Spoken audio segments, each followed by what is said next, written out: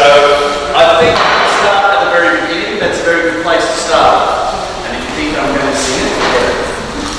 Alright, how many of you have heard of the UNAM-SANCTUM? I'm going to write it down here because I suggest you look it up when you get back.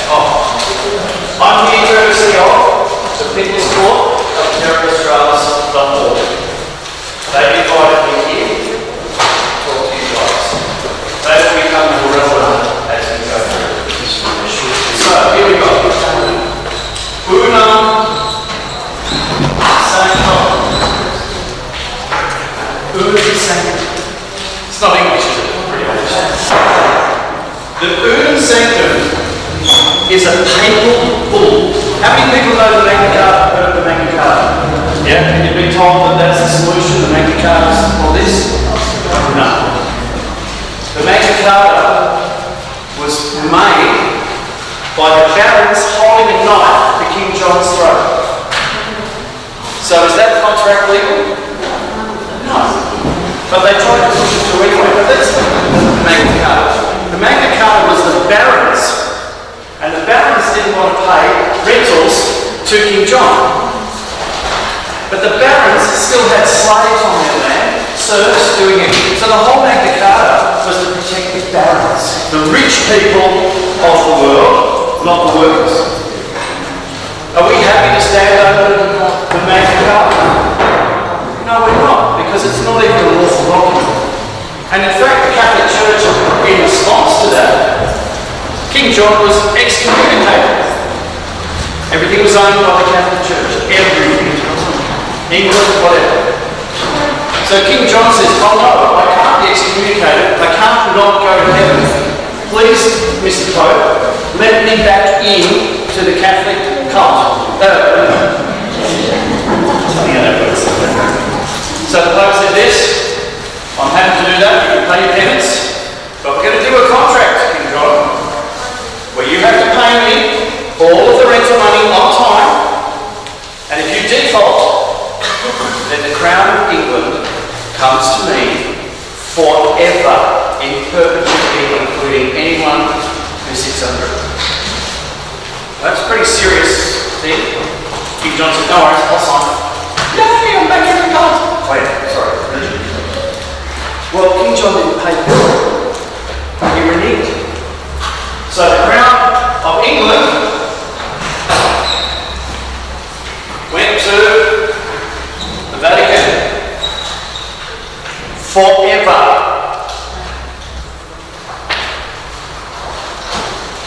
Elizabeth II, King Charles, King Wilfrid's William. Have you noticed when they were all strolling around in their regalia and they had this big cloak on? Big star on the front of the cloak. That's the Order of the Garter. It's the highest award in the Catholic Church. Queen Elizabeth was a Catholic, and she was under.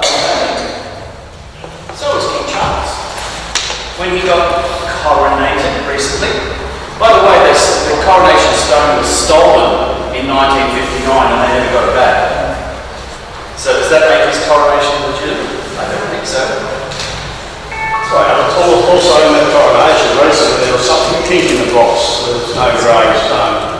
Yep, because they put a replacement. They stuck a replacement stone in, and I went, no one knows. So everything he does from this day on makes everything null and void. Was it ever void? That's right. Yeah. That's the question. So he got coronated with the St. Andrew's crown, which is a Catholic crown. Yet, but when he walked out of church, he had the imperial crown on. So they're trying to deceive people. So the Crown of England is owned by the Vatican. Okay. Well, just after that, the Pope said, mate, I'm going to make sure this doesn't happen again. Because they tried to do another Magna Carta about 60 years later with Edward, what was his name, William of Orange or something like that. The Pope says, one step ahead of you, we're going to issue a papal bull, which is called the UNAM-SANCTUM, which says every single soul on the planet is owned by the Catholic Church. Now, how many of you have heard of maxims of law, which is like a statement of law that is held everywhere? And there's one that says, he who does not deny accepts. He who does not deny accepts. So what did the Pope say? I claim every soul on the planet for the Catholic Church. Put your hand up if you've denied that. Have you denied the UNAM-SANCTUM? Have you put into writing, I rebut and deny the UNAM-SANCTUM? Yeah? It's a bit like that. Guess what? All the rest of you are owned by the Catholic Church. Does that feel nice? Because the Catholic Church does such nice things. What they do. How many other groups or common law groups or whatever have told you that simple piece of information? Wouldn't you think that's a fundamental thing to say, sorry, has anyone made a claim to my soul? Well, no, it's all about the Constitution. It's all about this, that, the other. Number one thing you have to do is deny the UNAM-SANCTUM in an affidavit. An affidavit is the most powerful document in their system. Their system is seen as a system of trade and commerce. And in a system of trade or commerce, which is a dispute of contract, because we keep hearing about no consent, no contract. What if I was to tell you that every single one of you who had rebutted that had contracted, whether you signed it or not? You're all under contract. Sole contract. Trade commerce. So we need to know, we need to create an affidavit in their system. In our system, it's called Statement and Declaration of Truth. Because we live in a realm of a living man, living woman. They live in a realm of fiction, of paper. So if you don't have a paper in their system, you don't exist. So you can walk into a court and you say, I'm standing here as the living man.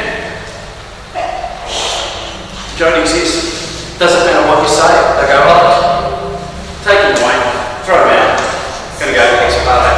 All of their tricks, I'm going to expose all their tricks for you and how to deal with them.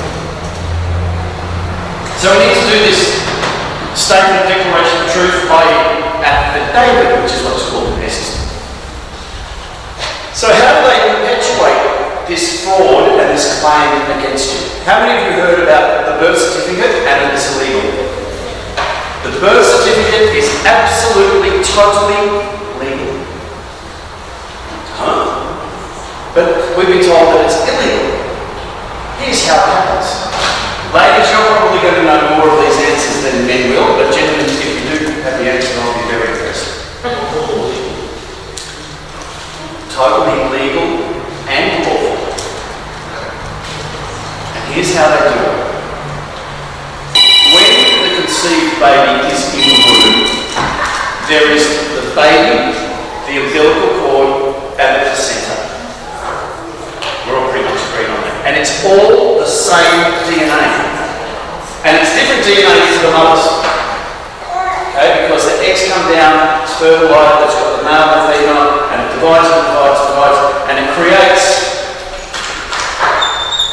the placenta and the umbilical cord. And here's my terrible attempt at drawing.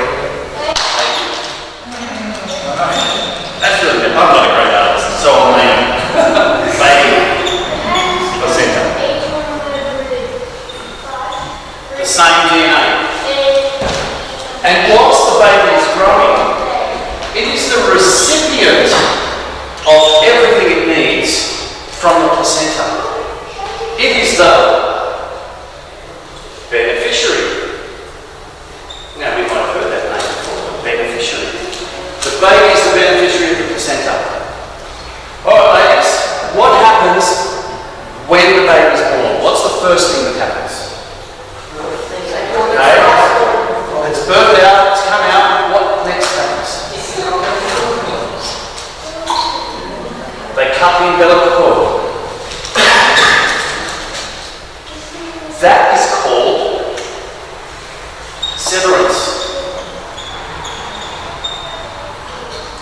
severance. When you divide a property, that's a property, you automatically create a trust account. Any property that's divided, a trust is automatically happening. Okay? We all following that so far? What happens next, ladies? Before we get over here, what happens to the baby? The baby is waived for two reasons. One, so that there is proof that it exists in their system, because this gets put onto a piece of paper. Why is it waived? Because you are worth your weight in gold. Now the next thing that happens is the mum says, "Oh, my beautiful baby, I'm going to call it," going with the title, Mary Jane. The mother doesn't call it Mary Jane Smith.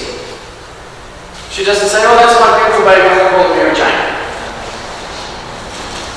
In the Bible, and please don't think I follow the Bible or even believe that it's correct, whilst it might have threads of truth. And if you do believe that, you're welcome to it. But what did Adam do to claim dominion over every living thing on the planet?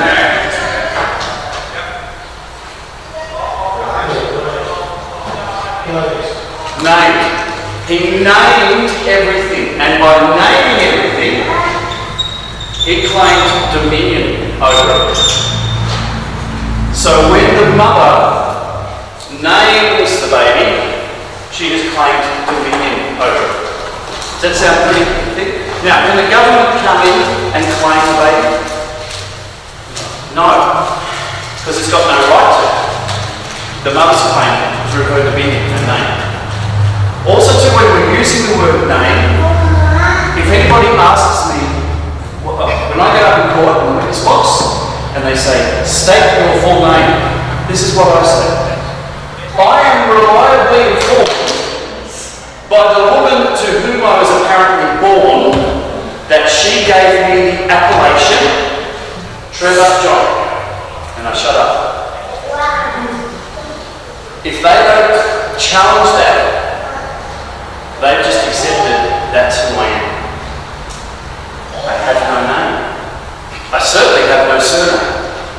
So all of the allegations are against who? No. The paperwork that they've submitted over here, that has a different name on it. They can still proceed against that fiction, but they can't proceed against me. Then they say, "Well, we such and such, such and such." I said, "No, I'm not the fiction. I'm a witness in this matter. I'm not the accused. I'm a witness." And we'll get to how we deal with the courts as we work through. But I'm just sort of giving you a little bit of taste of where we're going here, because there's so much information. I'm trying to just get it in. One thing I want to know is, they're going on about like a lot of people dying and then like children left in houses, and say the police or whoever comes to collect the children, are you allowed to, is it you say my property? You're close, but you said one word there that got you totally into deep water. Do you know what that word was? Children. Okay. So the baby's been born. Is that your child? Your property is the child your property? Is it a child? Because on the birth certificate up here in the top left-hand corner, it says child. Child is what is known as a misnomer. Okay, write it under here. A misnomer is a deliberately incorrect name substitute for what it really is, so to drag it under the system. Okay, how many of you are parents? Oh, sorry. Sorry about that. Guess what a pair rent is? Pair rent. Two people who rent the property from the state. No. But once you start to know their tricks, you don't fall into it. Alright, so here's Bub over here. She's been playing by Mum. She's been weighed. What else did they do to the baby? Anyone remember? They've weighed it? Measure it? There's one more thing they do. Oh, no, they don't take footprints. Yeah, that's another thing. This is what I'm after. No. Somebody said it here. No, someone said they do the footprint. It's not a footprint. Guess what it is?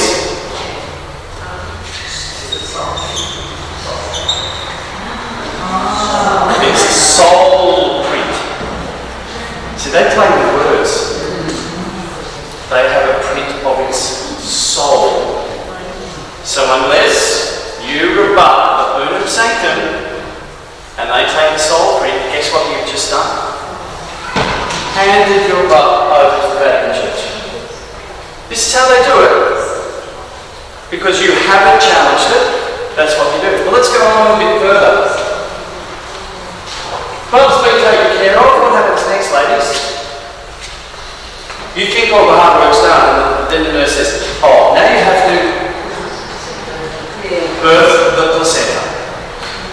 Okay, so you do that, you birth the placenta, and what happens to it? They take it, and what do they do with it? They probably eat it.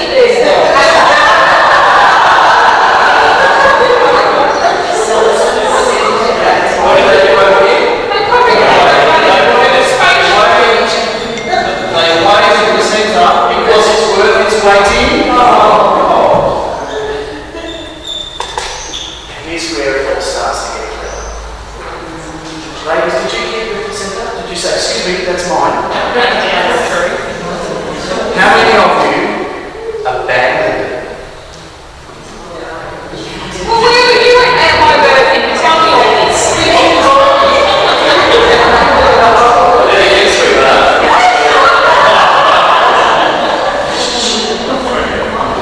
Have you seen how fun it is? Because once you learn all this stuff, you have the advantage. And I'm going to show you how you have fun with them. Alright? So the placenta is weighed and it's abandoned. Guess what they do? No? Under Admiralty law, anything that is abandoned can be salvaged. And so they salvage the placenta under Admiralty law, which is totally legal, totally normal, and now they own it. And how do they convey ownership on it? How did Adam get ownership of all living things? Because the placenta is still technically alive. Because it's still pulsing and doing things. But by the time they salvage it, it's the same DNA. So it's listed as a stillbirth. And here's the interesting thing. If you go into any of their legislation for a definition of birth, it says includes stillbirth. So birth includes stillbirth. Now what does that mean? Does that mean that birth includes Mary Jane over here and includes all stillbirths? Is that what it means? No. They have another maxim of law, which is, and I can never remember it properly, it's inclusio unius est alterius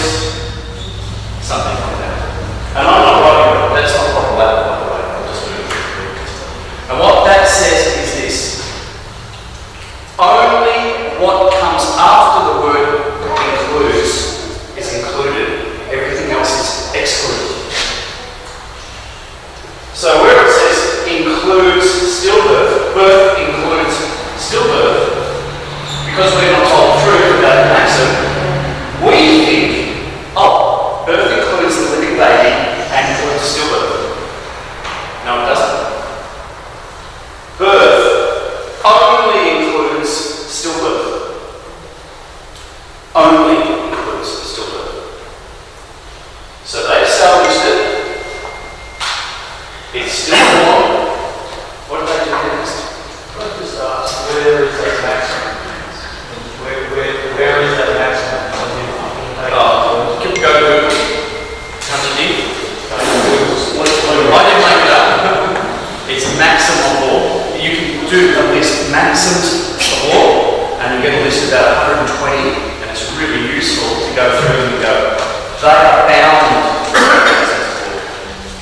do that. So you always throw these maxims, which are the highest level. Judges have to follow them. The maximum law that says that they have to, the mother in this case, they have to be in No. He who does not deny accepts.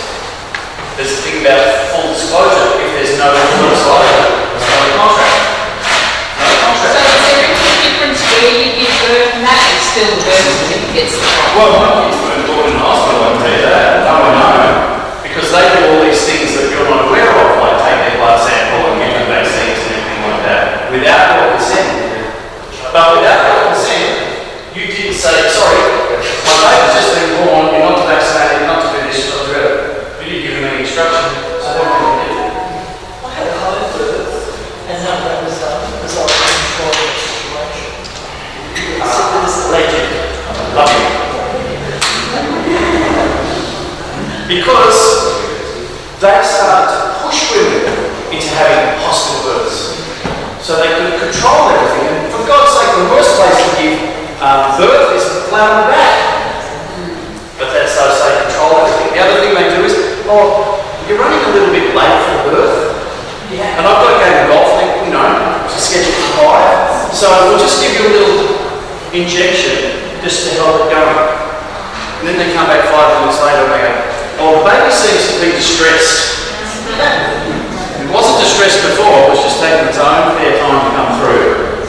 Oh, the baby's a bit distressed, now we have to give it a Caesar. That's where they work, it's terrible. So what do we get to? What happens next? What happens to the baby over here? Who claims dominion over the living baby? How did she do that? Over the living baby? The mother. And what did she do to do that? So how is the government going to claim dominion over the second? By naming it. So what does it do? It creates the document Mary Jane Smith. So it sort of borrows the name from Mary's mum, and it's called a surname. You ever heard the term surname before? Yes. You ever filled out a document where they ask you for your surname? What does surname mean? Let's pull it apart. Surname. Latin and French derivation. And I remember it was like there's a musical called The Boyfriend, and there's a song called Sur la plage, which means on the beach. Sur meaning on, name put on. So a surname is a name put on by the state. They named the placenta, which is a trust has been created, and they create how many trust accounts? 3 trust accounts they create that relate to Mary Jane Smith. And those 3 trust accounts are, sorry, my back's on there. That.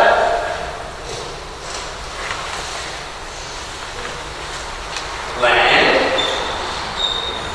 air, and water. So how did you get to law? I got that to your trust account and then you took to law because the government creates 3 trust accounts from the placenta by owning it. Because this is worth its weight in gold and they can trade it around the world, stock market. So rather than create just 1 trust account, they create 3 because they have 3 jurisdictions. They have a jurisdiction that covers land, which is property,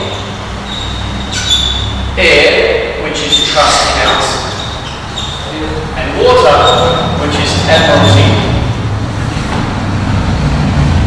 So they create 3 different trust accounts. Now here's how they do it. Mary Jane Smith is her. Doesn't matter if it's all in one case. So long as the surname's in there, you're covered over here. How many of you have seen this written down? Capital letters, Mary Smith. On fines or something like that. Okay, that's the second trust account. That comes under here. Here. And the third trust account, Smith, comma, Mary Jane. That's this one. Now, there's more to their deception. How many of you have received a bill or whatever addressed to Mrs., Ms., Mr., and then the full name or whatever, or this name? Yeah. Dear Mr. Smith, how many of you have gone to court and you stand there and the magistrate says, "You, Mr. Smith?" You go, "Yes." You have just agreed to be the lowest level of military law. The lowest level in admiralty law. Mr. Miss. Mr. Smith, come forward. Yes, Admiral. Deceptions, deceptions, deceptions.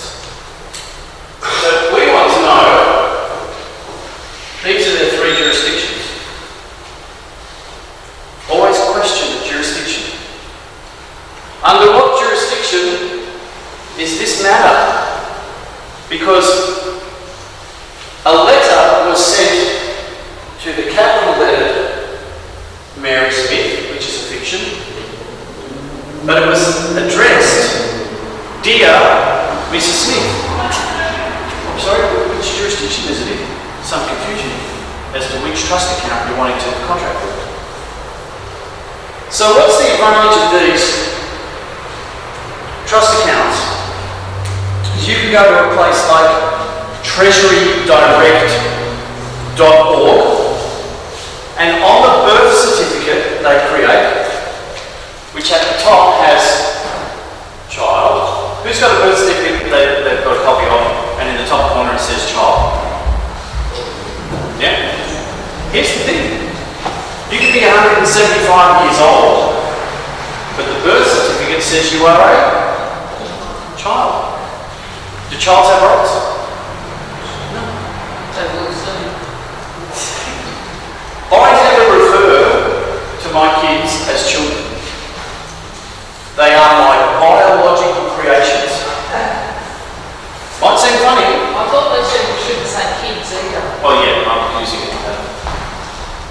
They are my biological creations whenever I do paperwork or anything. And I am not their parent. I am not their mother. Well, obviously. Unless I'm having gender dysphagia or whatever. I'm not their father. I am their biological creator. Now we've got an affidavit as a template. And we've covered all of these bases to take you out of their system, so that you are not answerable in any way to the Australian government, the state government, the local government, the police force, the courts, who are all trying to control you through these trust accounts, because the courts are not what you think they are. If you go into the legislation. If you take yourself out, pensioners, where does that end up? Question. Who is the government paying? Yeah. And aren't you the beneficiary? Yes. So you're entitled to take some of that money? Because you're the beneficiary. All of the pension. Yeah, if you want. So they can't take it from you. No. And the only way they can do anything to you is to expose their own fraud. See, because you're the beneficiary in the womb, the minute the baby and the placenta come out, they have no right to break that relationship between trust accounts that they create and you. That's why you are the beneficiary of this. This is what they call the 7KB trust. Have you all heard of that?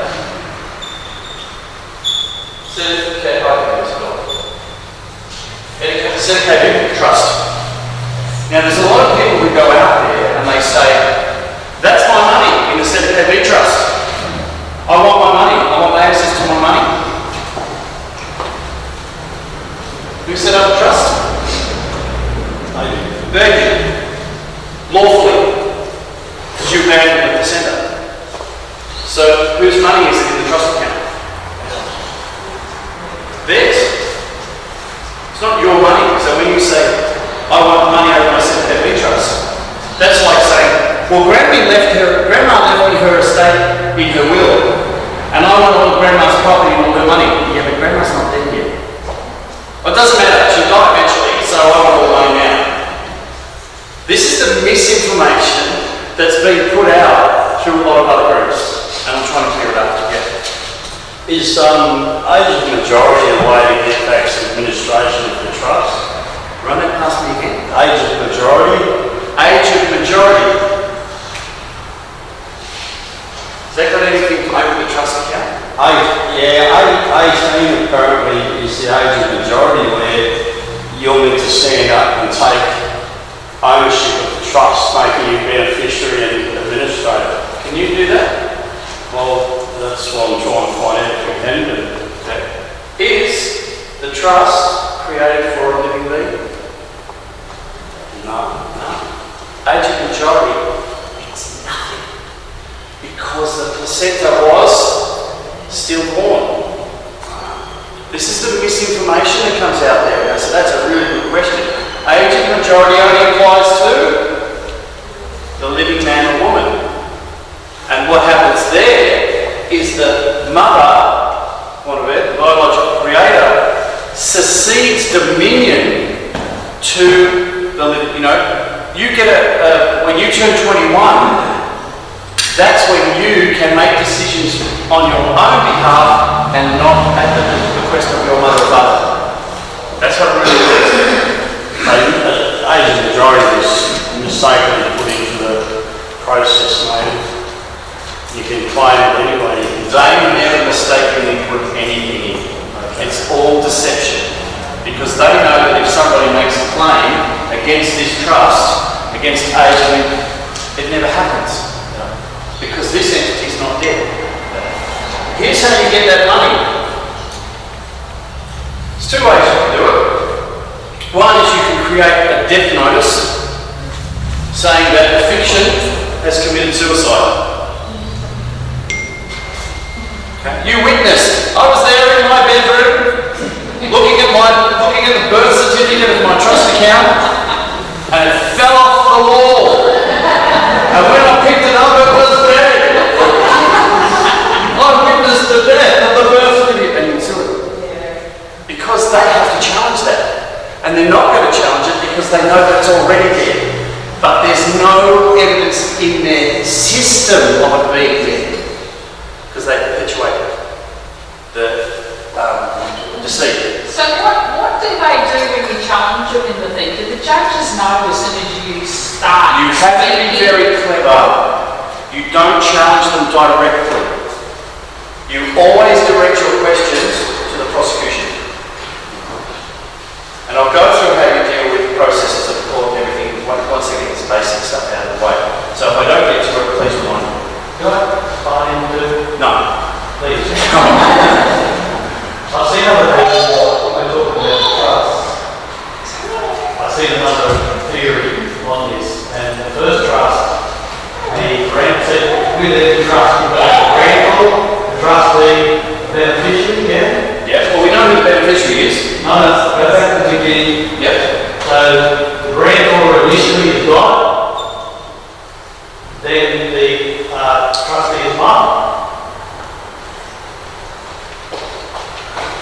Sorry, which one are we talking about? Are we talking about The initial one, the very first one? in this theory, that's what happens first, is that? Grantor is God, Yeah. which is exactly what we're going to say, because you as a soul, once you renounce the UNAM-SANCTUM, you are only answerable to your Creator. Under the simple maxim of law, whoever creates owns. So who created your soul? God. God. Awesome. Who created this land of Terra Australis? God. I can make a claim. I can claim to own the whole continent of Terra Australis. Anyone can lay that claim. But can I prove it? I would need to build a sail with God's signature. So who's claiming ownership of the land we're on at the moment? The government. So who owns it? Sorry, let's divert it. Let me finish this and then we'll go. So we need a grantor, we need a trustee, and we need a beneficiary. Correct. Right. You as the baby and the beneficiary. The trustee is mum. Yeah. The grantor is God. That's fantastic. Now, this theory then comes to when the kid becomes of age, and this doesn't happen later, but the kid becomes of age, so the next, this theory, the next trust is created. And that, You mean without because consent? the child is now incapable of being an adult. Under whose system? Under God's system. Yeah. Is that the rule under God's system? Or is this under the deceptive system where they're trying to trick you as to who the trustee and who's the trustee? We know the beneficiary is you. Who's the trustee? No, they don't. We know who the beneficiary is. The beneficiary is you because that's the proper process. Who is the proper trustee? You. Who created the birth certificate? The evil ones. The Registrar General. Registrar General is the trustee of this account. But when you go into a court, they try to shuffle it around without you knowing. But if you know, I'm going to dig into it. Somebody said that question before. So what was it about? Okay, we'll cut again. Going in court, right? Okay, I'm standing in court, and the bench is up there. They call the matter of Smith. Now, and I'll get to this, I've already sent in about 4 or 5 documents into their system, including an interlocutory, a notice of mistake, a notice of attendance that says what my standing is and why I'm turning up. Because I'm not turning up as a named entity, because that's a fiction. I'm turning up as a witness in the matter. So I stand back here, magistrate looks at me and they call the matter, you come forward to the bar.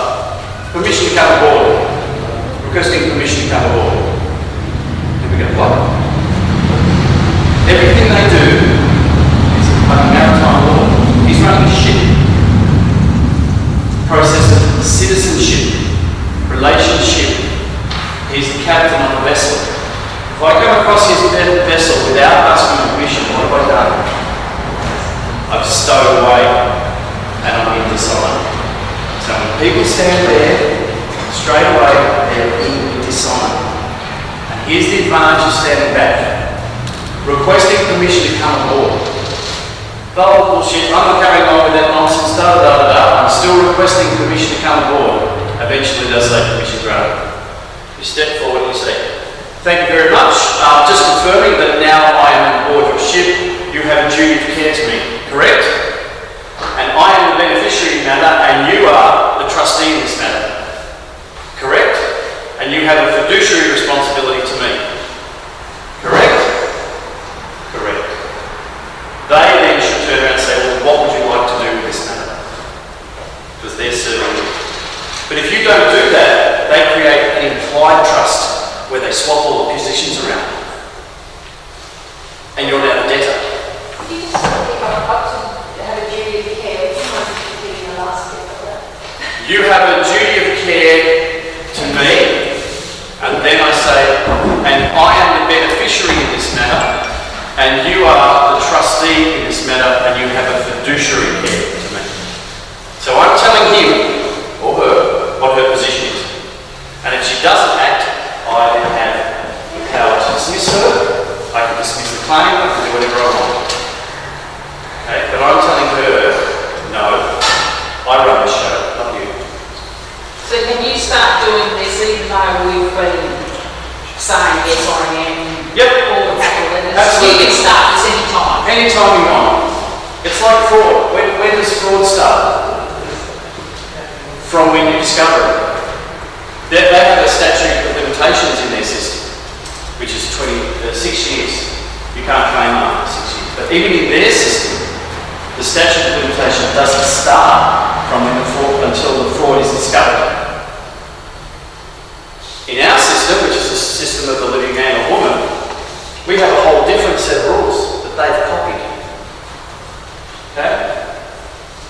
So, does that give you an overview of the fraud, of how it's perpetuated?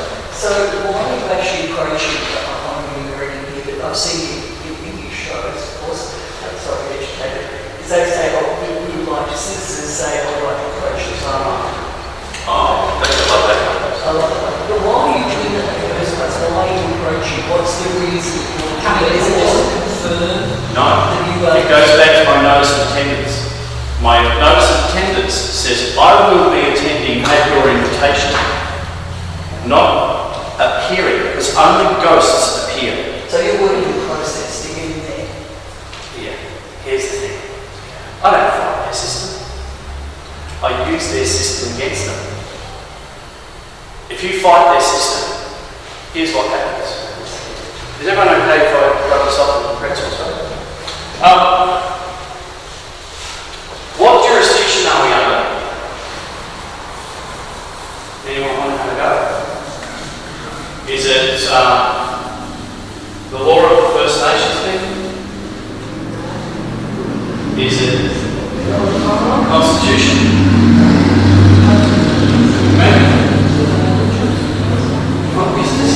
See, if we don't know what jurisdiction we're under, how can we understand what There's too much information out there. Well, there's too much misleading information. I don't even know who I am anymore. I don't know whether I'm a really good caller or a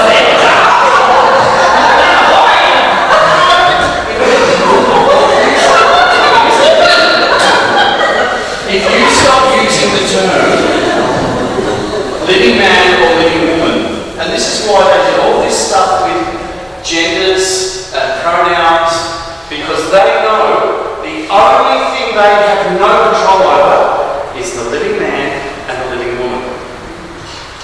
If you call yourself anything other than that, you're a fiction. And they have complete control over it. Now, in our affidavits that we can provide for you, these templates, we copyright our image, we copyright our name, including the fiction names, because they're making the fiction names is fraudulent. So we make a claim under our right to make a claim of copyright. So when they send you that envelope with a file, you say, including my scheduled fees, which is in my affidavit, you have breached my copyright. Here's an invoice for $1 million.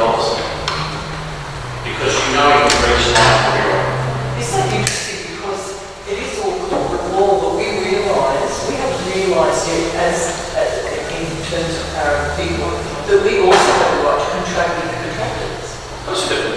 But we don't get that, like we're conditioned to believe otherwise. Do you know what? We've been conditioned and have been told the truth, and we've been told a whole lot of lies and misinformation so that they can control us like sheep. They don't tell us that the capital letter names of us is fiction. So what you're doing is saying, this is how we contract with our finances. Basically what you're saying. Yeah. You use their system against them. Here's the difference. A lot of people create documents and they go to court.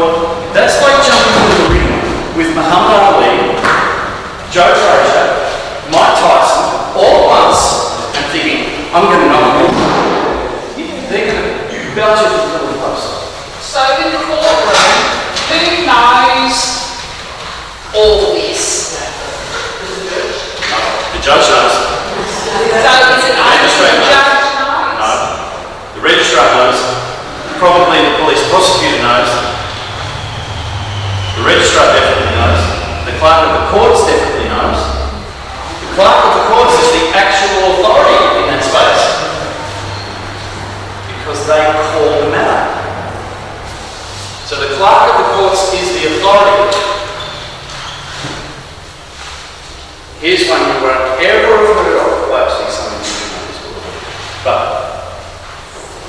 You've got a thing here called the Magistrates Court, correct? We're going to write it here. Magistrates Court. And that's created by a piece of legislation called the Magistrates Court Act. Guess what the Magistrates Court Act creates? It creates the space in which matters occur. It's created as a space for the people to bring their disputes of law. Okay? And somebody presides over your dispute. Trade, commerce, dispute. So there has to be a contract, and both parties have to agree to whoever is presiding there. The court is neutral because it's the space.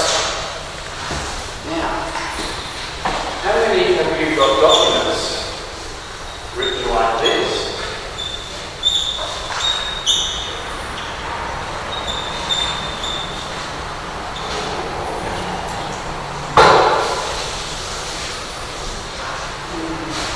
If you look at the document, you'll see capital letter, Magistrates Court. This is not English.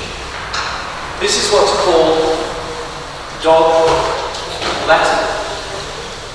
You might be able to read it as English, but it's not. It's also called American Sign Language. So what's the difference between the Magistrates Court, the space, and this? Anyone want to have it? If you go to ABN Lookup or any of these things, you'll find it's a corporation. It's a private corporation and it has an ABN number, which is a for-profit business.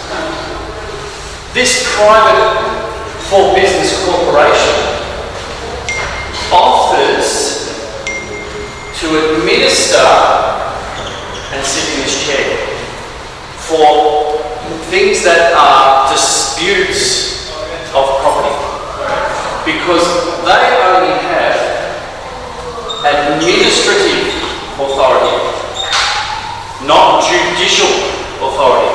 They can't make decisions in law. So the judge can do that. Interesting. They can't make any decisions in law. So what we do, something comes up, speeding fine, smoking a cigarette, we throw in what we call an interlocutory. And an interlocutory is a document that can be thrown into any legal proceeding at any time to question points of law. Because the matter can't be heard until all the points of law have been sorted out. It's like me taking a spanner about this big and throwing it into their machinery. It totally screws them up. Because the questions, and all these documents I talk about, we've got templates of these, and you can download them, and they cost an enormous amount of money. Because we give it to you for free. Because Peter's Court of Terra Stratus says every other living man and woman deserves to be helped for free, not for a fee. We're here to help one another, not profit out of one another. So if I give up my time here, I don't charge. But the People's Court says, well, we want to help cut the costs of you being here and the airfares and everything, so we ask people for a donation.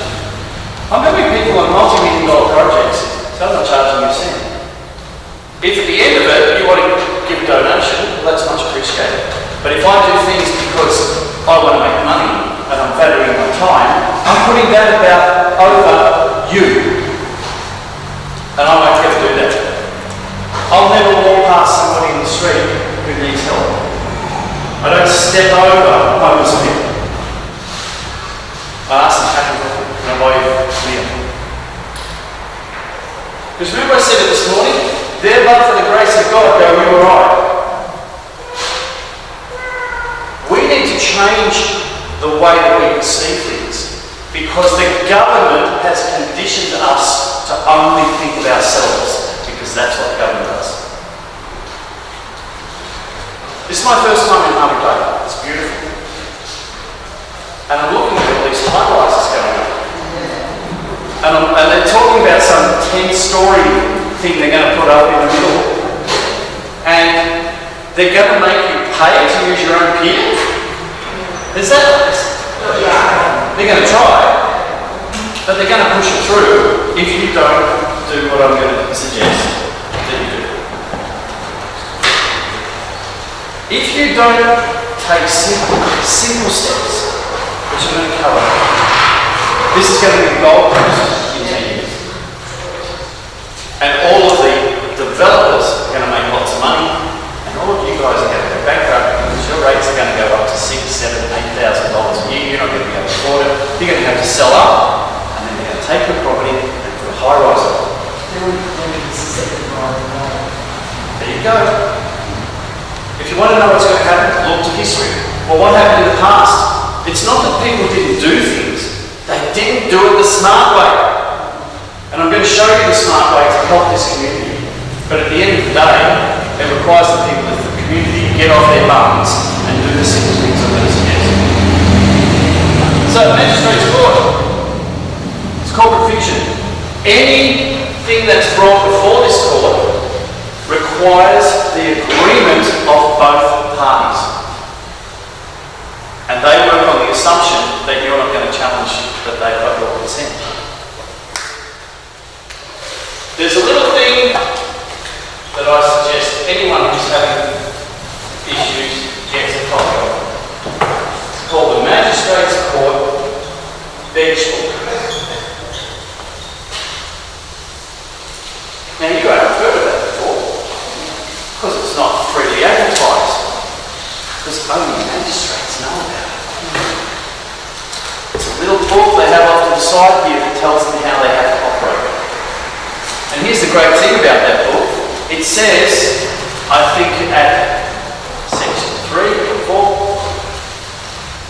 4, if either of the parties does not agree, and here's the words they use, does not understand, the matter must not proceed. 3 little words when you're dealing with the police. Oh, so it's 4 words. When you're dealing with the police or the courts, you repeat this. What's your name? Do not understand. Which driver's license? I do not understand. Magistrate says, what's your name? I do not understand. What does that mean? What does I do not understand? I do not stand under your claim of authority. And in any court of law, any business thing, whatever, if you say I do not understand, they cannot move forward. Unless, of course, you've committed a crime. Now, crimes only come under 2 jurisdictions. They come under common law jurisdiction. So if you ask a magistrate, is this matter being heard under common law jurisdiction? They'll tell you, oh, no. Oh, the only other jurisdiction that a crime can be heard under is the International Admiralty Maritime Jurisdiction, which is what they're trying to push you into. But if you ask them, are we under that jurisdiction? They'll say no. If they don't answer you, you repeat the question. Did Your Honour not hear my question? Is this being heard under Admiralty Maritime Jurisdiction? Then answer you. This is the 3rd time I'm asking this question, because they only get 3 bites of cherry and they have to step out. Because the whole issue is jurisdiction.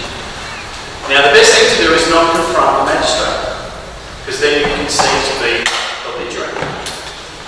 So rather than we say to the magistrate, we say, well, Your Honour, can the prosecution please tell me under which jurisdiction they have filed this claim? Because it's not clear to me, and if I don't understand the jurisdiction, I do not understand this proceeding.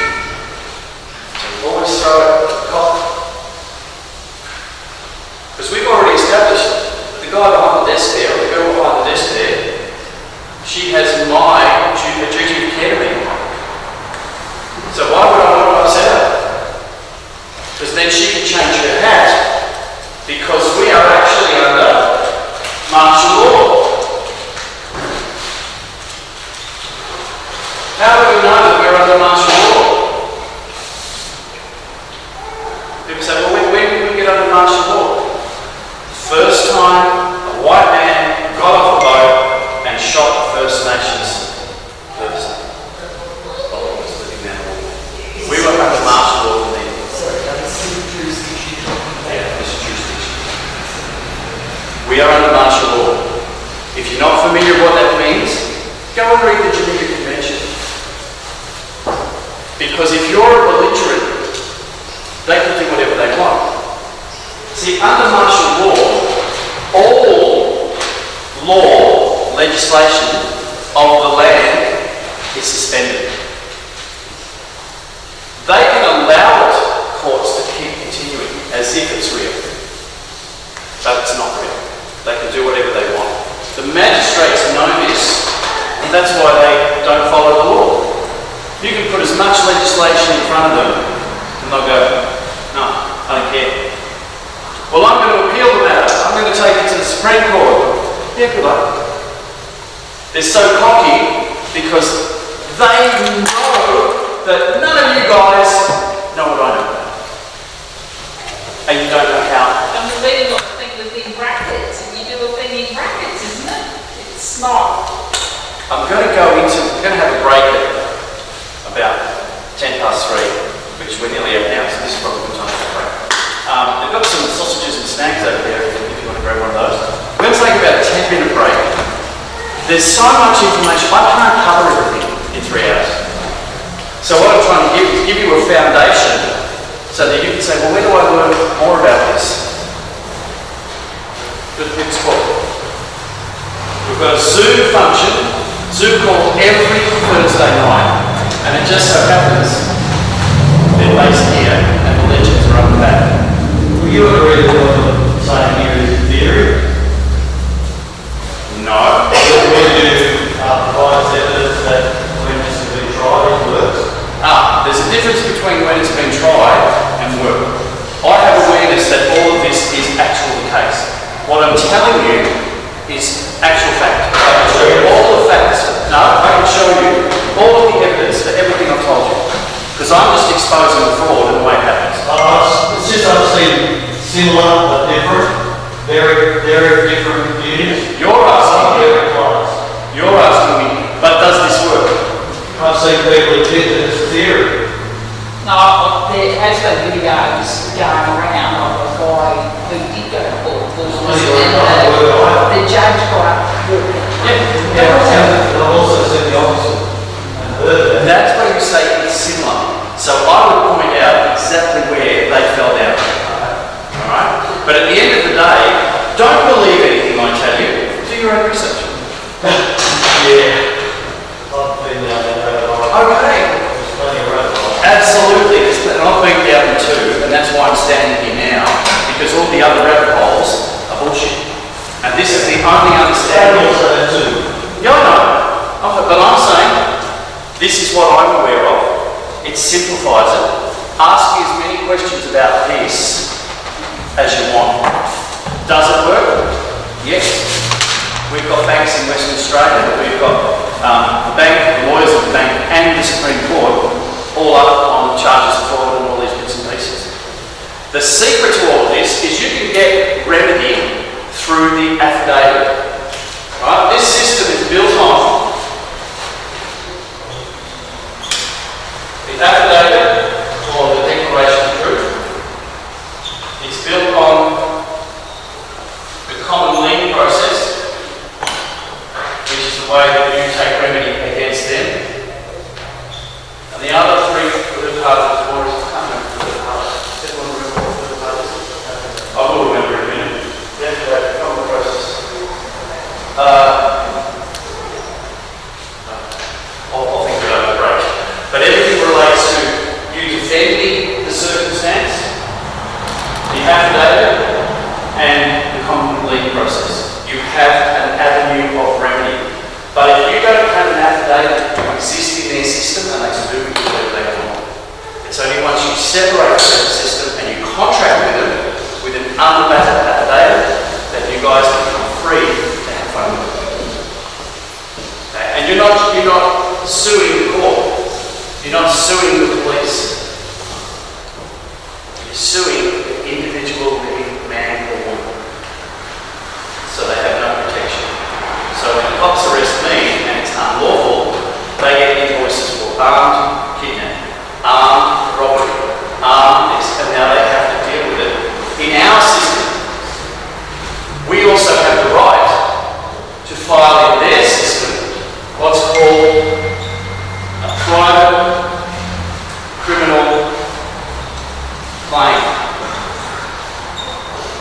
anyone can file criminal charges in the courts, not just the police.